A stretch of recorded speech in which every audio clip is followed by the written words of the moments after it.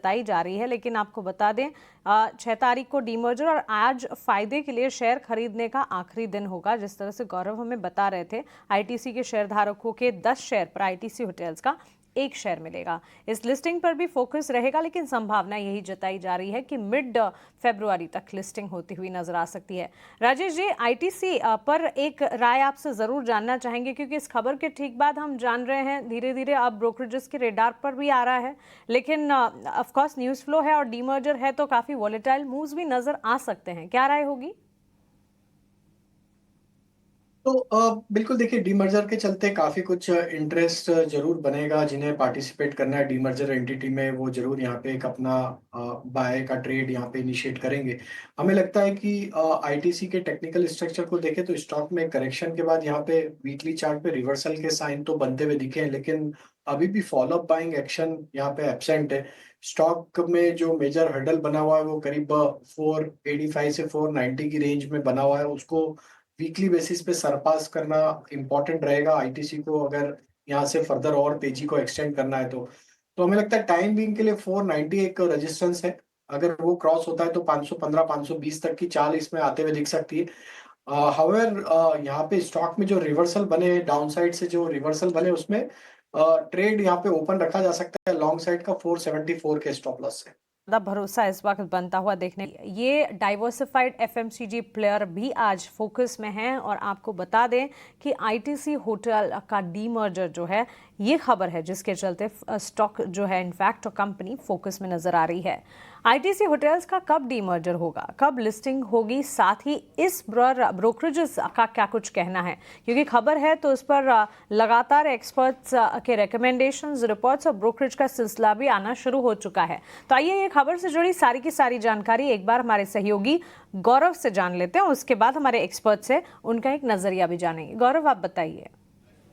जी हाँ, तो आईटीसी कई दिनों से फोकस में रहा है और इसका मेन रीज़न ये आईटीसी और आईटीसी होटल्स का डीमर्जर। तो सबसे पहले समझते हैं कि ये डीमर्जर कैसे होने वाला है। आईटीसी में कहीं पे, आईटीसी होटल्स में कहीं पे भी आगे जाके जो 60% स्टेक है वो आईटीसी डीमर्ज करने वाला है और इसी के चलते हुए जो रिकॉर्ड डेट है वो सेट किया है 6 जनवरी का।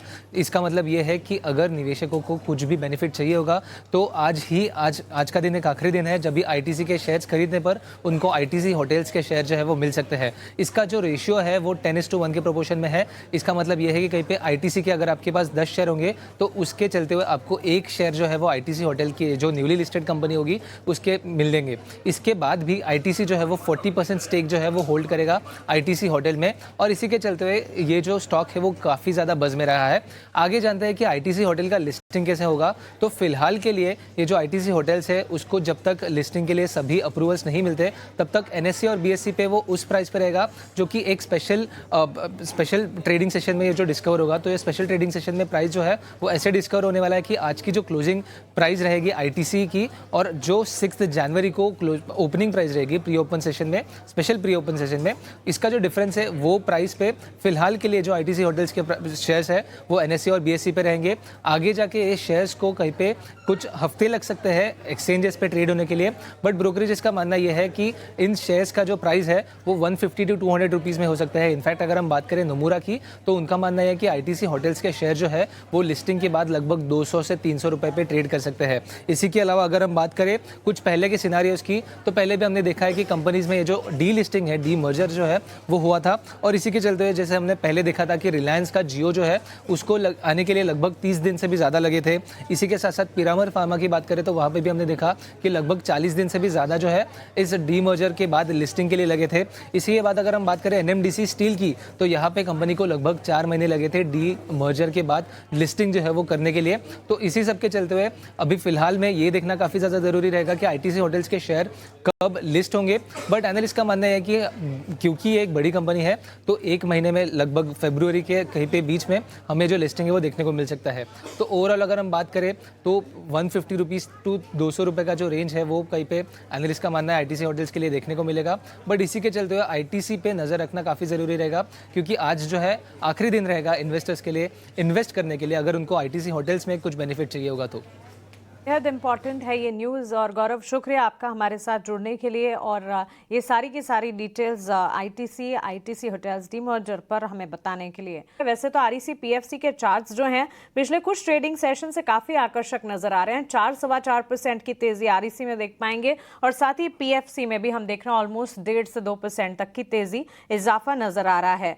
अब ब्रोकरेज बुलिश रिपोर्ट्स आई हैं एमके की तरफ से और उनका ये कहना है कि आरईसी में 600 तक के लक्ष्य देखने को मिल सकते हैं और पीएफसी में भी ऑलमोस्ट 650 इनफैक्ट आरईसी में और पीएफसी में 600 तक के टारगेट्स नजर आ रहे हैं। सो पोटेंशियल अपसाइड अगर आप देखें करीब 25 से 30% तक की दोनों स्टॉक्स में ब्रोकरेजेस का मानना है कि देखने को मिलेगी। Tejas, good afternoon, new year greetings to you. आपसे जानना चाहेंगे ये power financing company REC PFC दिन की शुरुआत से ही अच्छा एक्शन दिखा रही है, टेक्निकली आपकी राय क्या होगी? तो टेक्निकली अगर देखेंगे तो आरईसी का स्ट्रक्चर रिलेटिवली बेटर है पीएफसी के कंपैरिजन में। पीएफसी आज भी उसकी 50 दिन की मूविंग एवरेज के ऊपर सस्टेन नहीं कर पाया, बट आरईसी कंसिस्टेंटली ये लेवल के ऊपर सस्टेन कर रहा है, तो preferred bet will be REC limited. Stock ने रिसेंटली 490 के करीबन एक अच्छा खासा सपोर्ट बेस बना के पिछले 4 सत्रों से स्टॉक ने एक अच्छी खासी रैली देखी है। मेरे हिसाब से ये स्टॉक अभी करंट भाव पे थोड़ा रिस्क रिवॉर्ड फेवरेबल नहीं है। अगर कोई हल्की सी गिरावट आती है तो डेफिनेटली बाई करना चाहिए। मुझे लग रहा है आने वाले दिनों में ये स्टॉक 570 से लेके 572 तक भी जा सकता है। पीएफसी की हम बात करें तो पीएफसी का भी चार्ट स्ट्रक्चर पॉजिटिव है, बट अगर रिलेटिव टर्म्स में अगर पूछेंगे तो I prefer REC compare to PFC. ठीक है, तो चलिए ये राय दोनों ही पावर फाइनेंसिंग काउंटर्स पर मिलती हुई देखने को मिली है। आरईसी पर ज्यादा भरोसा इस वक्त बनता हुआ देखने। सर आप जरा बताइए आपके शेयर्स कौन से हैं? पिंपी जी, आज का जो मेरा पहला शेयर है वो ऑटो सेक्टर का है। ऑटो सेक्टर में मुझे लग रहा है कि एक शॉर्ट टर्म बॉटम बन गया है और ऑटो सेक्टर आने वाले दिनों में आउट परफॉर्मेंस दिखा सकता है। टाटा मोटर्स भी एक अच्छा परफॉर्मर रहा है, तो मेरा जो पिक है ऑटो सेक्टर से वो है अशोक लेलैंड लिमिटेड। ये स्टॉक ने कल के सत्र में एक अच्छी खासी खरीदारी देखी थी और एक गैप अप ओपनिंग हुआ था, और आज के सत्र में एक हमने डेली चार्ट पे एक मूविंग एवरेज क्रॉसओवर भी स्पॉट किया है। और ये जो स्टॉक है अपनी 20 दिन और 50 दिन की मूविंग एवरेज के ऊपर ट्रेड कर रहा है। एक डाउनवर्ड स्लोपिंग ट्रेंड लाइन का भी कल ब्रेकआउट आया था, तो मुझे लग रहा है अशोक लेलैंड में आप करंट भाव पे या डिप में खरीदारी कर सकते हैं। इसमें स्टॉप लॉस लगाना है 223 का, इसका पहला लक्ष्य रहेगा 245 का, दूसरा लक्ष्य रहेगा 255 का। और दूसरा जो स्टॉक है वो है दिग्गज शेयर रिलायंस इंडस्ट्रीज का। रिलायंस इंडस्ट्रीज में हमें लग रहा है कि ये स्टॉक ने ऑलमोस्ट 1200 के करीबन डबल बॉटम बना दिया है, और हमने एक आरएसआई इंडिकेटर पे एक पॉजिटिव डाइवर्जेंस भी देखा है रिसेंटली, और वीकली चार्ट भी इसका जो दिखा रहा है वो एक मॉर्निंग स्टार पैटर्न जैसा दिख रहा है।